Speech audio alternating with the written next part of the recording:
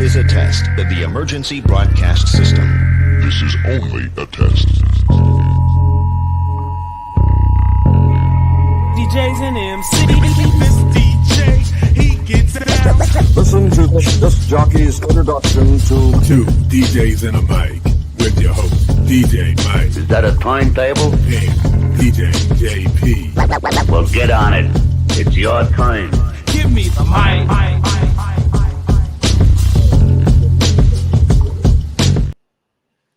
All right, we want to thank you guys again for joining us.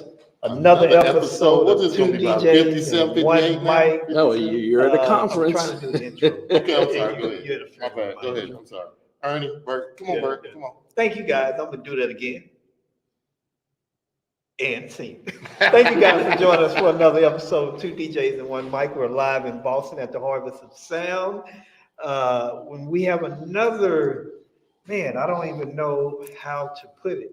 We have a veteran in the industry, in the game. We have Mr. Kevin Pitts, owner of, say it for me. Andromeda 2 DJ Entertainment. Oh, Wow. straight out of Long Island, but not out of the city, but Yeah, in the I'm in the suburbs. He has a Driveway and and grass. Right. You know, because a lot of times if somebody's familiar with New York, they're like, "Oh man, you're in the city."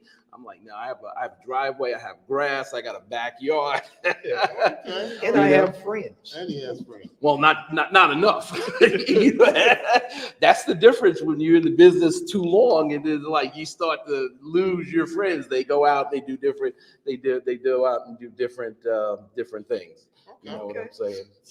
So, Go ahead. no, Go ahead. no, I'm sorry. giving you the privilege. You interrupted me again. Go ahead. But anyway, so I think I know where he may want to go, but maybe I'm wrong. Uh-huh. So we were sitting down in the conference, and a question was asked about, how long, being in the industry, and you gave a whopping 47 years. Yeah. Wow. Yeah. And basically continuous. Yeah, Continuous. and you're still. Go ahead, Jeff. No, I'm just Because I'm insane. That's what No, but there's a story behind it. See, Okay. there's a story behind it now. So in the beginning, my father was a musician, so I used to make tapes, and this is before I started What the kind of business. tape? 8 tracks? no. Cassette. We had cassettes. See, I'm just saying that's a tape. He's got me with a chisel and a chisel and a piece of Let me ask you a wood. question. Am I wrong for asking? No, was it 8 tracks? You no, said no, tape. no. The funny thing is, we never really used 8 tracks in the house because they were hard to record on, but they were there. They were there. But really, you should have asked, was it on reel to reel? Aha! Because, but it wasn't. We had cassettes. But because I was thinking cassettes, because it's hard. Who has a reel to reel that you could get? Everybody doesn't have a reel to reel. That wasn't. Yeah. Well, that comes later on. But I would make tapes when my father's band would take a break. Okay. So I would go to the gigs with him. He's a saxophone player. So I would go with him, and then when they would take the break, I put the cassette in there and plug it into his amplifier and play music. And then it was also, when you're young, you go on a bus trip, I got to be the guy in the back with the portable cassette player and with the music. Oh, wow. Guy with the tunes gets the attention, and who you're trying to get whose attention.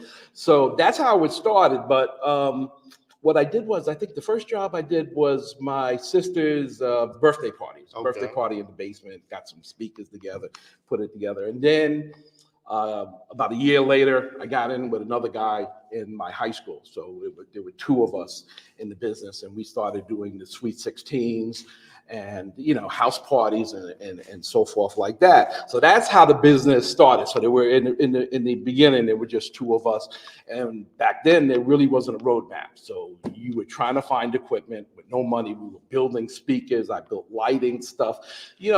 Had no money. You know what I'm saying? Same thing. No, but now all the equipment is there. No, but I'm saying you don't have no money. It can all still be there. Yeah, But but it's like there was equipment, but we didn't know where to get it. Yeah, we knew where it was. We couldn't afford it. You know what I'm saying? So Yeah, there were absolutely. mixes and so forth like that. Those prices were- Yeah, were yeah, high. yeah, a lot. And then like now you can go out and get Those like a, prices are high yeah. now too. but now it's easy. But We work back then, I said, so what I first started using was my stuff for the band, because back then bands were the thing. So Yeah. you were either an athlete, you were in a gang, or you were in a band. Okay. So I was Did in you a grow up band. in the inner city? No, this is in the Still- suburbs too. Oh, still So, in- you know, those are the things. You know, if you're an athlete, you're at the park. You know what I'm saying? If you're in the bad stuff, well, then you're hanging with the bad people. But if you're not doing any of that, you're a musician. You know what I'm saying? So I actually played the guitar. Okay. Wasn't good at it, but I actually played the guitar. So what started to happen is people in the bands started plugging turntables and whatever we can do into the PA system and doing parties. So we're back 74, 75. And that's when we started. So because I went to dances when I was in junior high, and it was a band. So you actually went there, and it was a band. There was no DJ. There was a I don't band. think there was ever a band for me in high school. Yeah. You ever have a band in school? Yeah. No. There was always DJs. If you're past 75 or 76, 78, It yeah, you started had a changing. DJ. Yeah, you had a Pre-DJ, DJ. or Yeah. you know, in the Man, early wow. Yeah. So it was crazy stuff. I went to years. They were doing Lenny hopping. and yeah. all that. Well, no, we weren't that bad. So I remember going to one dance. I guess I was in the ninth grade. And they did have a DJ with turntables, but there was no queuing system. So he had like a sort of stethoscope that he would put on the cartridge, you know, the thing, so you could hear the music because you had to queue it up. Remember, this is before all the stuff. So like when some of the young people are like, oh, I got it so hard, you have no idea. No idea. Put a stethoscope on the song. Yeah, something like that, because you had to hear it, because how would you queue it up if you couldn't That hear is it? incredible. Checking the heart rate. Man, Yeah, that yeah. is- So my first setup, and you're gonna laugh. No. I took one of my father's old cassette players, and I plugged the turntable into one side because they were ceramic cartridge, so you didn't need the thing to do, and plugged it into one side of the tape deck, and left was one turntable, and the right was the other. And that was the first mixer. So when somebody says they got it hard, and they can go to the store and get a mixer and all the music, you know. So I didn't even get into it because you had to buy the records, you know. So you do that. So did you record your stuff off the radio to play? No, but well, what do you mean? Like the cassette tapes. Where did you get your music? Well, no. When I started DJing, you went and bought 45. Okay, So 45, you know, okay. so you went and bought 45. But now, before I was a DJ, you know, you recorded stuff off of TV, Yeah, and, off the you know, TV, you know, radio. and stuff like that. But when you started to DJ, we went and got 45s and stuff like that. We'd go to Jamaica Avenue, and then we got a little bit older, we'd go into New York City. And the funny thing is, the store's still there, different location, Rock and Soul was one of the places you go to. I met the owner this year. It's a lady now. Yes. Her daughter. She was at DJing. Yeah. It's the same people on Yeah, it. she was- And we used to go there, and she hasn't changed. No, She hasn't. no, She looks she- the same. So don't start calculating things, because you don't want to tell a woman how old she is, No, but she she looks, looks really and she good. ran the place. Yeah. Because when you came in there, you know, you knew you had to check your package. You went in there, you know, you did what you had to do. You paid your stuff, you got your stuff back, and you went. But yeah, we go to Rock and Soul. So we went through that in high school, and then when I got into college, that's when things started to change, because you're doing different things. You have a much bigger crowd and market and stuff like that. So I remember with my partner, so what would happen is I had money, so I would buy the equipment, but you know, you got to get the money back. Yeah. You know what I'm saying? And he didn't want to, you know, it's like, listen, I lay out all this money because you know, he was bringing in the work. I was the technical person. He was the social person bringing in the work. And he'd come in, oh yeah, we got a party at Nassau Community, like 200 people. And I'm like, we got 60 watts per channel. You know what I'm saying? A And whopping 60 watts. Yes. For those people, look it up. One of the things we had was a Dynaco 120, 60 watts per Got channel. headphones. You know, and you know, we had stereo speakers and stuff like that. But hey, that's what it. Did y'all pull that off? What I ended up having to do, what I started to do was buy stuff from bands. So, we would go in there, and back then PV was some of the things that we can afford. Yes, me too, baby. Then we got into the Sherwin Vega and stuff like that. Okay. But it's difficult because even then, I go in there, I see this big room, and then I would come up with these different ways of getting the stuff done because we never, even to this day, I don't have a lot of power. So one of the tricks that I would do is we set up the equipment here. And then one thing I had was plenty of wire. So then on the far side of the room, I would put 2 bass bins. So when you walk into the room, you hear this boom, boom, boom. Yeah, you hear boom, boom, boom because the speakers are right there. But because we didn't have enough power. You had a dead spot. No. It worked because they facing it. The more you go into the room, you might not hear. No, because the speakers are on the other side. Okay. The bass bins are on the other side too. So it kind of fills the room because we didn't have enough power to push the bass across the room. So we had to do that, until things go. And then at the same time, so I was doing a couple of different things. We were doing weddings because everybody's getting married. I was doing the college circuit. And I was working in Macy's in the restaurant. So here's where the story gets funny. You're gonna be like, no, you're joking. So one of the managers asked for a tape. Back then, even back then, this is like 82. You made tapes to sell. Get your name out there, whatever, make a few bucks. So I give him the tape. He's playing it in the car. But I didn't know that one of his neighbors was in the commercial department for WBLS in the city. Oh, so he tells me that, somebody's going to get a hold of you because they want you to do a mix to put on the air in New York City. And at this time, BLS is number 1. So we're talking about, so I'm home and the phone rings. And this is so-and-so from WBLS. We want you to put together a mix to go on the air on the weekend. And I'm like, okay, so what do I have to do? Well, we need it to be on reel to reel. I have a reel. We had to go to Sam Ash, rent the reel to reel, do the tape, send it in, and next thing you know, on the air. Oh, wow. And then from there, I think it lasted about 2 or 3 years. Oh, wow. And so I was doing stuff. They had the Friday night mix, so I'd be on there and who was it? Sergio, what's his name? I'm trying to remember. I think. So, did you ever go to the station, or you just? Yeah, I would drop the stuff off at the station. We didn't do the stuff live, so I would drop it off. And the great thing about that is we got to go into all the parties. So I got to go into Studio 54, Xenons, and all the other stuff like that. So the guys that worked for me, I would get passes. We go in there, and so that was good.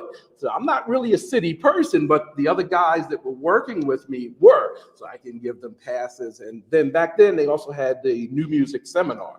So that was where all of the artists and stuff came in, and DJs came in. Promotional copies. Well, no, really, the records promoted the thing. So we also got into all the clubs that way. See, and that was a great time, but I was doing 3 different things: weddings, the college, and then doing the stuff for the radio. But when it changed I became a VJ. So I started playing music videos. So that's when the money started coming in. This is in '84. What? Yes, music videos. So what we do is at the party. So instead of VHS? Yeah.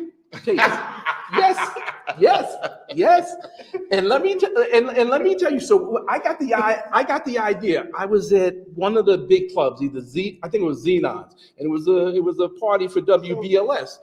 And this big screen came down, and I'm thinking, and then at that time Michael Jackson was doing that 50 thing with the Billie Jean, and I'm thinking to myself, if I had something like this to sell to the colleges, instead of them hiring the bands, because they pay bands more than DJs, I could sell that to the college and then get into a different market. And that's actually what we did. So How did you play it on TV or what? No, we had.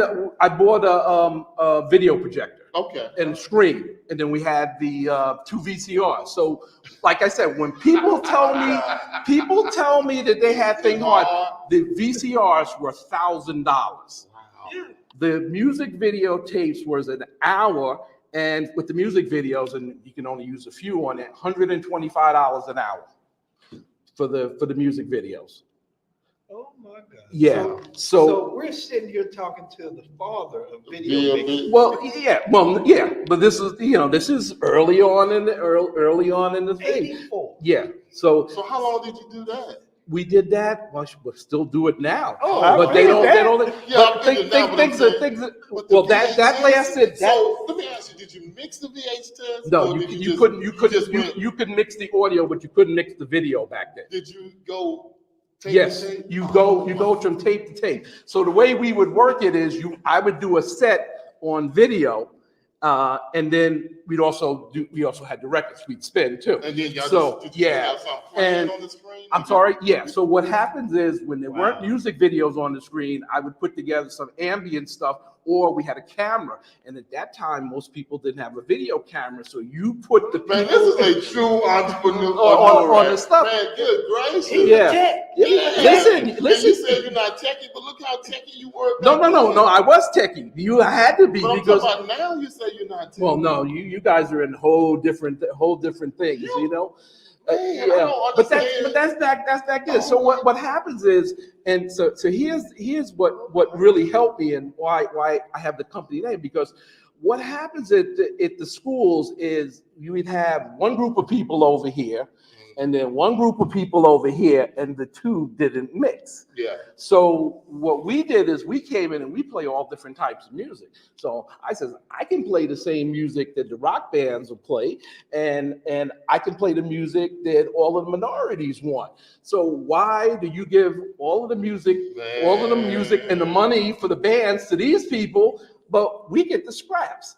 So that's when I came in. So what we would do is, instead of having, this is up at Adelphi University, so that's where we did the first one at. So they would have the blacks and the minorities and Spanish over here, and then have all the whites downstairs. So what I did is I came up and I said, look, we're gonna do this thing with videos, and we'll also DJ, and that way there's always going to be something going on. So instead of having two parties, they would have one big party, and they would have it integrated. So they would have all different things. So we are talking to a true pioneer. Yeah. So that was the thing that we did. So the big part of the video was in the 80s. Mm-hmm. So that was when it was really, really new. MTV started at that time. And then later on, I think it was the Yo MTV Raps. So I had thought that this thing was going to be with the top 40 and the new wave and stuff like that. But it turned out that they wanted dance music, they wanted rap music, and stuff like that. So that was the 80s. So then came the 90s. So in the 90s was karaoke and some video. But what happened was I was finding out that, I didn't have the money to afford the equipment that I needed. Mm-hmm. Only to find out that the other companies were charging 3 times more than I was. Oh, wow. So what I actually did some research, because like I said, this is before the web. So it's not like I could get on the web and say this thing. You just start calling and say, I'm doing some and then I found out that, they're getting 3 times more. So that's why they can afford the better projectors, the screens, intelligent lighting was starting at that time.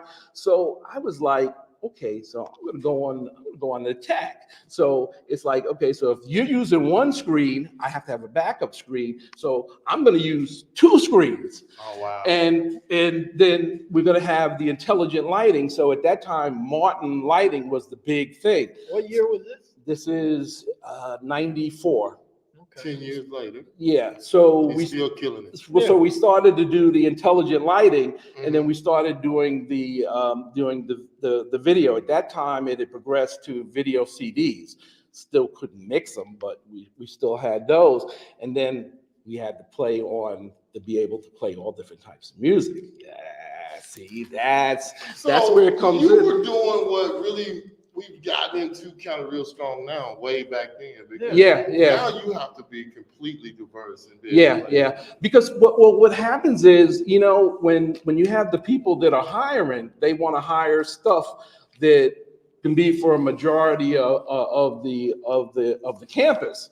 You know what I'm saying? Yeah, Especially if it's it's a big thing, because I get paid by the school. So, so that was my thing, and it carries to this day. I have to know all different types of so do music. you still DJ?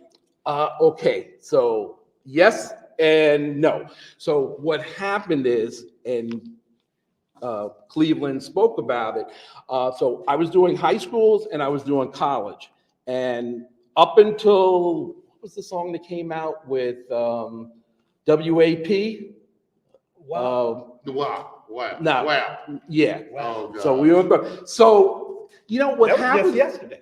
No. So what happens is, like I said, I work for the school. There's a lot of money and a lot of stuff invested. And just because you're in college doesn't mean you can go around playing whatever you want when you're at a position like I am.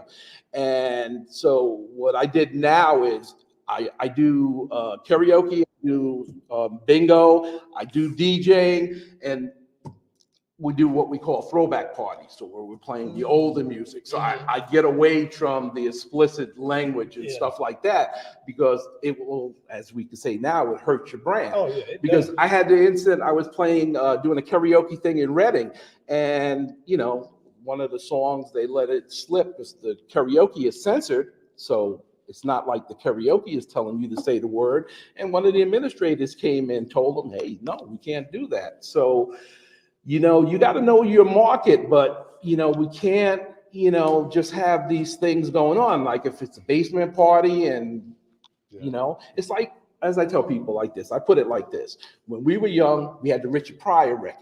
Okay. We weren't supposed to be listening to the Richard Pryor record. So we got the record, we went down in the basement, we played it softly and listened to it, laughed and did all the other thing. And then we put it back and then we went on with our thing. We didn't take it and put it on cassette, walk down the street. And you see what I'm saying? But now you could take that and just play it while you're walking down the street, and people don't think anything while they're playing it. Well, we do, but so but yeah, so that's basically where I changed it. So now I told the people, it was about 4 or 5 years ago, and I told them, I said, I am just doing the older music. You know what I'm saying? That way, because You don't have to worry about that. And also there's a lot of younger DJs here. They're really, really good, and they enjoy it. So if you enjoy playing the music, you should do that. I'll stick to my lane. Like as one person said, there's plenty of work out there. You know what I'm saying? So, so like I'll still do a wedding occasionally. I'll get a call, and somebody will call up. DJ didn't show up, and I'll come in there and do the wedding and so forth like that. But just the music now, it's just not the same, because like back in the day, we used to have a party 4 hours, 5 hours, and we danced the whole time. Now it's like, so, but yes, I still can, and I do practice some and so forth like that. Do you have a controller, or you use the turntable? Turntables? I haven't had a turntable in a long time. Well, do you still have some? Well, yes and no. I won that Pioneer, the new Pioneer turntable, wow. But no, I have the Pioneer players, to play the video, and then all the other stuff is on laptop. So all of the music videos, all of the audio, all of the karaoke, everything is digital, because hey, it's a digital world now. So you gotta keep up. Can I ask you something? Yeah. So after 47 years, what is it that continues to make you want to do this? Now, I know you said that you're insane, but it got to be. Well, it's a couple of things. One, it's the money, it's a job, and up to the point now that, because I've been semi-retired for a thing, so I can enjoy what's going on, and I can enjoy seeing the new people coming in, talking to them, letting them know, what it was, what it can be, what you can do, because a lot of times they don't know. Just like when I met Cleveland, I didn't know he was there. So by being there, I'm able to still learn some stuff because who knows? A year from now, somebody can call me up and say, Kevin, we need you to do so and so, and I need to know about it. You see what I'm saying? So you got to know these different things. So I've been coming to the trade shows and what is it, the DJ Time Show? I've been there every year since the first one. So you won that turntable that they gave away in the room with JDM at in Atlantic City. Wow. In I was Atlantic in that room City. too. Yeah. I was there with my son. I was Okay. there with my son. I wanted to win the controller. I was dying for that controller. The guy next to me won the controller. I won the turntable. He didn't want the turntable. He wanted the controller because I wanted to switch with him. But they gave away an Optimus, right? The big one, the independent one? No, I think they gave I think it was it a Rev something like that. Yeah. Yeah. So, but I go to all of the expos. I go to this one, which I like because this one is small. You get to meet people. Like you go to Atlantic City, you really don't meet people the same way as you meet here. And then I also go to CES because I'm into the consumer electronics. So so my son and I were going back to CES in January. We're flying out there. One of my partners, they had the biggest booth there last year. Oh yeah, what company? I gotta stop. I gotta make sure I stop in and see him. What are they called? L'Oreal Industries? No, it's not. No, it's not that. It's. Let me know because I'm gonna make sure I stop in. Yeah. I make sure I stop in because my son likes that. So I wish my son could be here because although he's not following in the same footsteps, he's a computer engineering student, so he's in Boston now. But he was working with me, and then I also have my daughter working with me doing the stuff. So for a time, it was the three of us in the van traveling between the different schools. So let me ask you: do you do anything else like photo booths or anything like that? I do have a photo booth, but I don't rent it out. I use it as a plus for my good clients. So, or if I'm at a conference where all the colleges come in, so I put that in my booth. So they come into the booth, take their pictures, gives you a chance to talk to the people. But yeah, things have changed a lot over the years because age does have a thing. So you get some young, good-looking guy. I'm not going to try to compete with them. And I remember when I had the discussion with one of my clients, and I told them because I was doing their semi-formal for like the past 15 years, and I said I'm not doing it anymore. And they're like, "Oh, we want you to do it." And then I was like, "Listen, sometimes it's better to stop before being asked to stop." You see what I'm saying? Yeah. It's not that I can't do it. But then also the music has changed. Like so, when we started in the '80s, there really weren't any Spanish DJs, so we were playing Spanish music. There weren't any really West Indian DJs playing reggae, so we were doing that. But now, you have all these different, all these different specialties. This is incredible. I'm so glad I said something to you, or you were in there, and I was like, "Hey, we got to get this guy on the show." 47 years. I mean, it's just like going down memory lane with you a bunch of stuff. You touched some stuff that I didn't even touch. Wow. Yeah, because what happens is a lot of the people, they stop. So like the people that I originally started DJing with, they stop. And then you get a new set come in, and then they're gone. So now we have a whole new set of people. There are still some people that were around when I did, like Frankie from Mainline. So like he's usually in Atlantic City too. So he's like one that was there when I started. I used to go to his shop, and he still has a store in Queens. So wow. So what? I mean, you 47 years, man. Give us some stuff that has kept you going. What's a gem that you would give us to share with some people in our audience? Well, all right. Let's think. Let's think all the different things that you could be doing. You could be digging ditches. You could be doing this. I mean, I went to a reunion at my college. So we had a lawyer there. We had an accountant, and I think the other guy might have been a doctor. Now, what's more fun? I'm working with young people, college age, really between 18 and 21 each year. So that's all I see is young people. I mean, what's better than that? you actually love this. You really love it. Well, yeah, and I mean, sometimes they take the joy away with the foolishness that we have to deal with, but it's still. But it's still a job too. There's nothing like the look or the feel or the expression of people having a great time. And you're in control. I think all DJs are control. And then I also get to travel.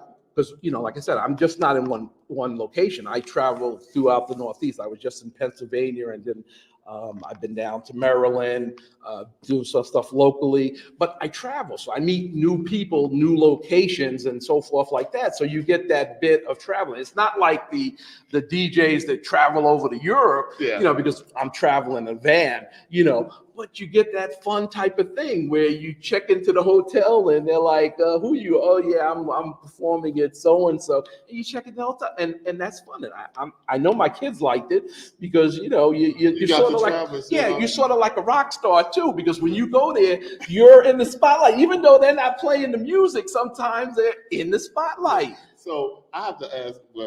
I got random questions. What kind of equipment do you use? What kind of speakers are you using now? Right now, you've seen everything. Well, yeah, but remember, but you got to remember the equipment is old. So I'm using EV and I'm using JBL. So I use that. So I still. What you think about the line array? Do you have line array? Or? No, I don't have any of that stuff. I don't do anything. No, well, yes and no. Yes and no. The powered speakers can go on stands. The other speakers are, they go on the floor. Passive speakers. Yeah, well, actually, see, I do outdoor movies, so I'm outside. and he's an entrepreneur. No, it's all together because you're a serial entrepreneur. No, because it's all together. Because before the movie, what do? You DJ. So you're playing music. I've had people out in the middle of a field doing line dances and stuff like that before the movie. Then you put a movie, and that's what sells. Wow. So I've been out and done events where it's raining out. Now, I don't want my powered stuff out there where there's water all over the place and stuff like that. So for the bigger stuff that we do, the outdoor movies, it's still all passive right now. We're switching some stuff around. What is it, PV or what is it? No, it's EV. It's EV. EV power? Yeah. Okay. It's not powered, it's passive. It's passive. So one of the other guys sold me that, and literally, and it was funny because he said, "You get these speakers," because I was coming in and buying some DJ level stuff, and he's like, "Nah, you don't want that. You want these. These are the same as these other." And I'm not, like I said, I'm not technical like that. These other ones, it's just instead of 1,000-watt driver, it's something else. And he was right. It's like 20-something years later, and I still got all of these speakers, and they all still work. And I was just like, I mean, that's quality product, though. Yeah, and that's the whole thing. If you buy something good, you're gonna have it longer than you wanted. 20-something years. Buy once. If you buy the right stuff, you only have to buy one. But look, you can actually tell some of these younger DJs, I got speakers that are older than you. Yeah, absolutely. And they still vibrate. So when you go do a movie, do you set up the projector and all of that? Yeah, we have inflatable screens. So I have a bunch of inflatable. Do you take somebody with you, or you? Yeah. So usually it's two people. Okay. Two people. We gotta ask you. But here's the kicker. So what I learned when I was in college is when these companies go, the schools also provide labor. So sometimes we have labor to help us move the stuff. I'm from Mississippi. So we have this term in Mississippi. No, just ask. Well, really it wasn't from Mississippi. It was from when I was in the military. There's a term called do boys. You ever heard of that? No, I haven't heard of it. What it is, we call them do boys because they would help you take stuff in the club, but at the end of the night, they were nowhere around. But No. A lot of times at the colleges, it's the actual students that help us. And some people have partners that would go with me. He has been trying for the last 2 to 3 months. But there has been people that know the term, so don't even. They were all from your place. So he has been trying for the last 2 to 3 months to prove that this backwoods slave term applies everywhere. No. Nobody knows what a do boy is. I've never heard of that. You have now. Yeah. Alabama. Yeah. Mississippi. I'm talking about D. Yeah. D. Wait a minute. Those people on the show that heard the term. I've never heard of that. They weren't all from Mississippi. Well, now you know. You have to take but the big boys. But if you want, and hopefully my kids don't hear it. If you want labor free. Yeah. Got to have some more kids. There you go. There you go. I had all girls. There you go. I had all girls. They can work too. No, they can work too. They were too busy trying to be cute and cheering and all of that to be helping. Yeah, cheerleaders work too. Yeah. I mean, they did. But just think about this, because I had my mom go with me for a couple of jobs. So check this out. Check out what my mom did. What? Oh, Kevin, My mom goes over there. She sees the girls that are trying to help me move the stuff, and she said, "Don't touch that equipment." She said, "You go over there and you go get some guys to help you move that equipment." And guess what? They went over there, got some people, move the equipment. Oh, y'all killing me. So, all right. So we got to get out of here, but I want. This is a great. Oh no, I love it. I love it. I found a new friend. Yes, Kevin. Oh Pitch. my God. Mr. Pitch has been around. Just Kevin. Kevin. Well, Kevin has been around and has not only been around for 47 years. I'm just saying you did things that people have not even thought about doing. You have put things together that people wouldn't even think could be put together. He was video DJing before it was. And the funny thing is, I was in Atlantic City talking to, what was it? I guess it was in the 90s. And I was talking to one guy that put together some kind of turntable to control the video. And I was telling him that I was doing this in the 80s. And he's like, he couldn't believe it, but here's the thing. And I was like, listen, we did this way before. You looking at me and you're not thinking, just because you came up with the idea doesn't mean there wasn't somebody before you that did it. I mean, they said it best in some of the seminars. Like, what's his name said? There's no new routine. Yeah. I mean, it's new songs that you can put in a routine, but there's nothing new that you can't do. I mean, just be innovative and create something different, but there's nothing. Man, 84, VHS, Michael Jackson, VHS, Baby Jane, Queen, or something. You don't know the frustration, because what would happen is each song had to be on a different tape, and each tape was an hour long. So you had to find that thing. So you had all your tapes ready. So when you put one in, but did you start writing down the cue point on the tape? It ain't no cue point. I'm talking about like 9 minutes and 20 seconds. You can sort of do it with the counter, but then you still have to go in. You have monitors.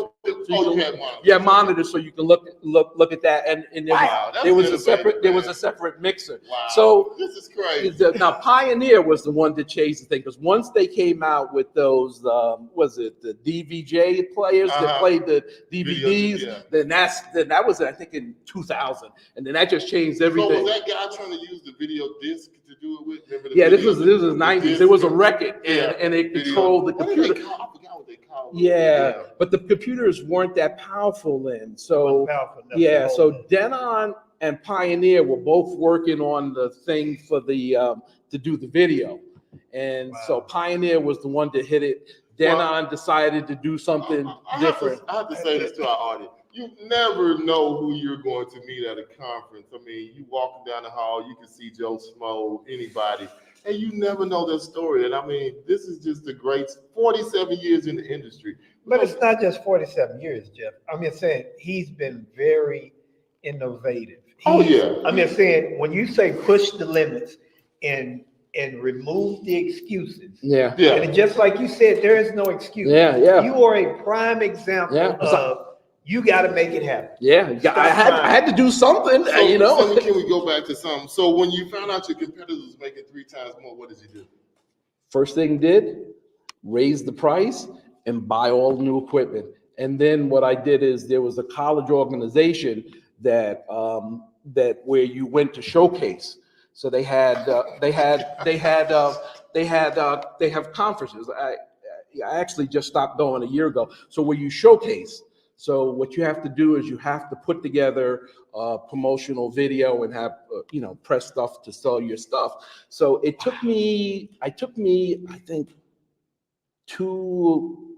about two or 3 years to figure it out. So what I did was a little bit different. That's when DVDs were first coming out. So while people were sending in video cassettes, I'd always been working towards digitally editing video because you can do more digitally editing video. And you killing me with all the stuff you did in 1912. It was 2000. It was 2000.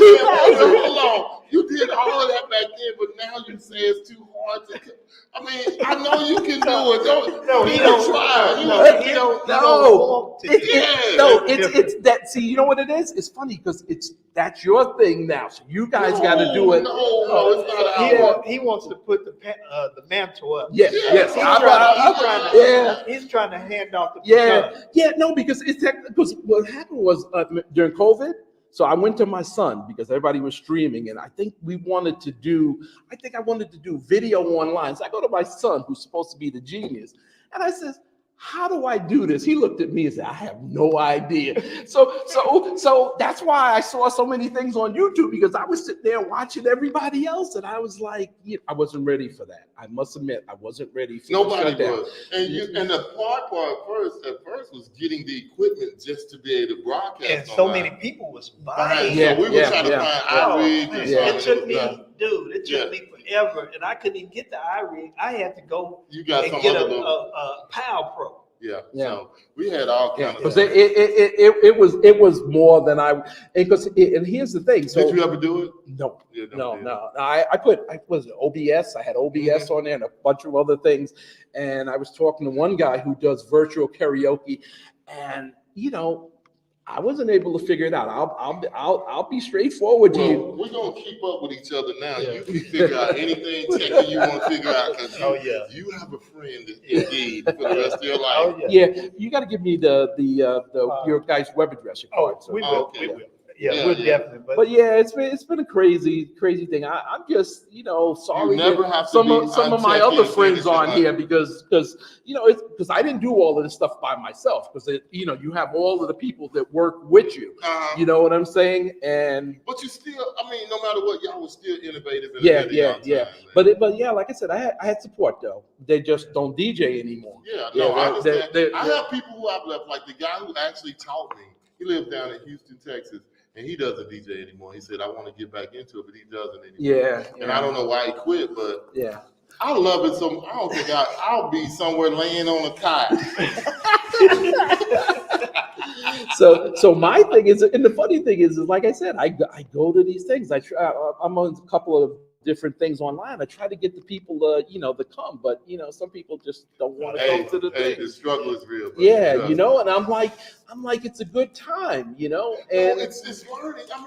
You never could have told me we was gonna meet Kevin and have this conversation, man. So my thing that I met, and this is a long time ago at one of the things in Atlantic City. So the guy is from some Mormon thing out west. So he has a nightclub with no alcohol, no other stuff like that. Oh, wow. And he was making money DJing. Hand over foot. And I was like laughing. I was like, listen, we go on doing all of this stuff, and he's out there making money doing that.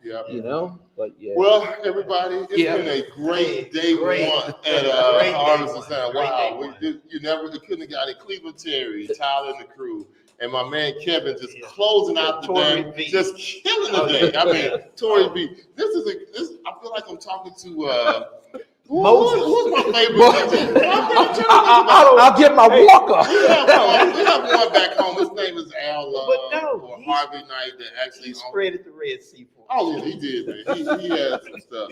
But y'all, we got to get off. We got to get on out of here. I'm gonna have to leave Mike, and I'm gonna have to. I gotta. But we want to thank you again, Kevin. Thank you. We're here for the rest of the week as well, so we would definitely get together. All right, I'm here to. And I thank you, man, because a lot of people look at. We've asked a couple of people today. Oh yeah, I'm coming, but it's funny. Nobody wants to talk. They're nervous. We DJs. What are we afraid of? My wife is gonna be laughing. She's gonna be like, "Oh, they asked the wrong person." they probably have to roll him out. Oh no, we're gonna roll. Roll out. Well, all right, guys. We're gonna see y'all guys. Y'all have a good one. We'll see y'all tomorrow or the next episode.